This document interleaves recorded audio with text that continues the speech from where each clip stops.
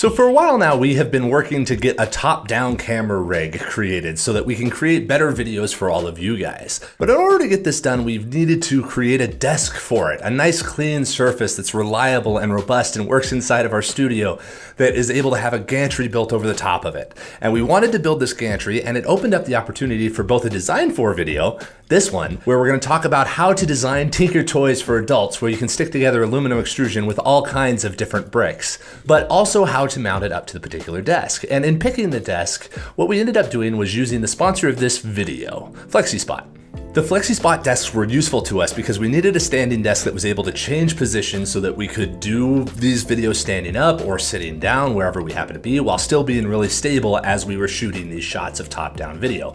And you'll be seeing those more into the future. But FlexiSpot provides all kinds of standing desks and ergonomic chairs to meet your demands. If you really want a stable frame for premium use, I'd recommend their EC7 Plus standing desk with 4-leg design that we're using actually in this video. But they also have comfortable ergonomic chairs and other accessories that have flexible adjustment for your back. And if you use my promo code YTE7P50 shown down in the description, you can get $50 off of an E7 standing desk if you want to get one for yourself.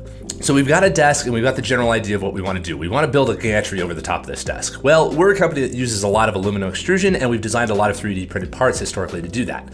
But holding together aluminum extrusion, there are a lot of accessories out there, but they're both expensive, they don't look very good, and they're not very strong. They also generally have way too many screws, so if you want to reconfigure stuff, it's just a lot of effort.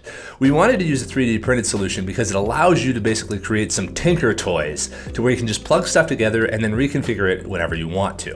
We have a baseline for this historically with a lot of stuff that we've designed around printer enclosures and that kind of thing.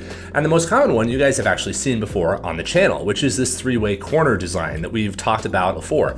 This design is actually quite unique because rather than printing on any particular side that most people would anticipate, we actually crop the corner and print it flat up just like this. This allows you to have continuous loops all the way around the outer side, so you have a very strong and robust part that you otherwise wouldn't be able to get a hold of. If you print it in any single orientation, then you end up with layer lines in the wrong spot. But if you print it on its corner, now you have layer lines exactly where they need to be, and it's like tying it off with rope almost, because all of those layers serve as loops around the joint. But we didn't just stop there. We're like, okay, we want to make a whole configurable set of these things, so we ended up building all kinds of other variations that you'll be able to get a hold of. One of the first was T-joiners, so that we could actually slide bars through and readjust lengths, and also build small gantries where we can set up areas where the camera can hold across as we build this bridge across the top of the table. The first basic gantry that we did was just a very simple frame that we can put some lighting on and maybe a microphone that again you'll be able to see here as we go down the road.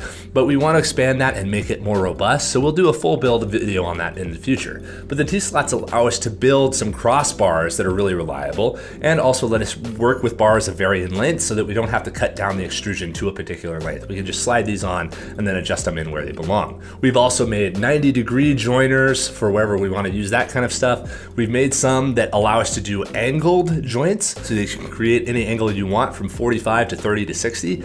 All of that was very easy to do. With the design of many of these parts, the big concern is the orientation of the layer lines themselves. And there's no other part where that's really more prevalent than with the actual desk clamp itself. This had the most amount of design involved with it. Because first of all, you have the clamp, which is a whole concern, because if that breaks, it's no good to you. But then you also have the screw holes, the thumb screw holes, so that you can actually cinch it down on the desk, and then the orientation and the latching of the bars themselves. This has a number of unique advantages. Normally, if this was made with traditional manufacturing, you'd have to make it quite thin because really thick parts create a lot of shrinkage, which means that you end up creating cavities in them so that they don't shrink, but those cavities look gross and collect all kinds of dirt. With a 3D printed version of this part, you're able to actually use the infill as the structure of the part. So you create a chunky, kind of blobby type of part that is able to operate much like an I-beam, where the outer skin is where the strength is, but the interior infill doesn't use much material, but holds and creates so much more strength on this. So as we cinch down these types of Cs, they can spread, but you have all this internal structure that is useful, and you don't have to make a solid brick. You can get a lot of strength out of 3D printed parts this way.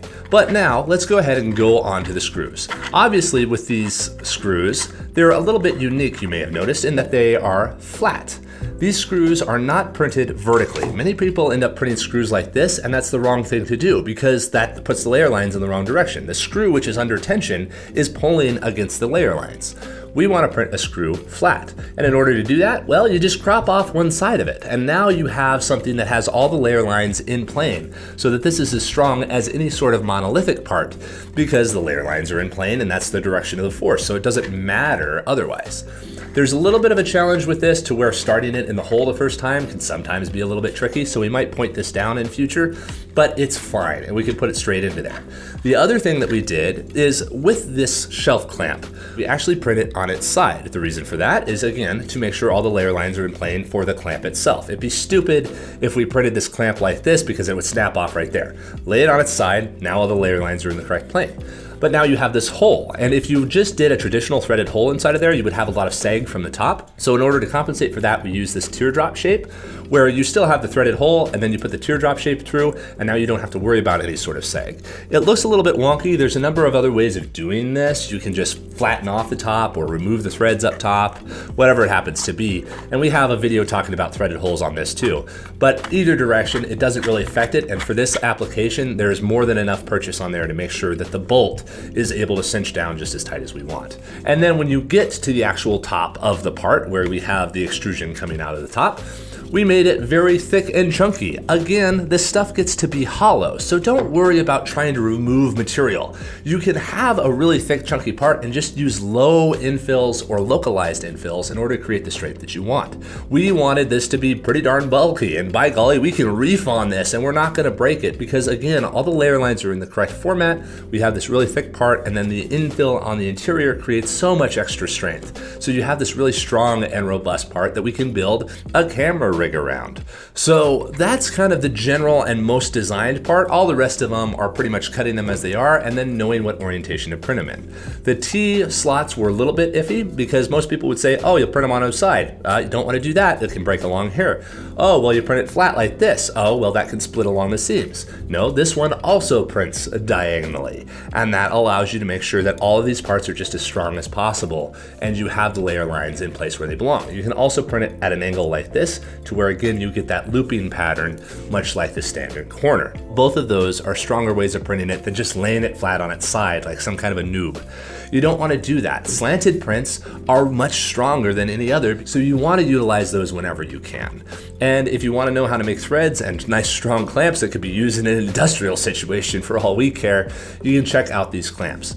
We're going to keep on expanding this kit and we'll be showing you updates and shorts of the actual camera rig being built out, and you will start seeing those top-down videos coming down in future videos, so make sure you subscribe to see a lot of these parts up much closer than what we're able to show right here while I'm actually talking about them. Have a great day, everybody.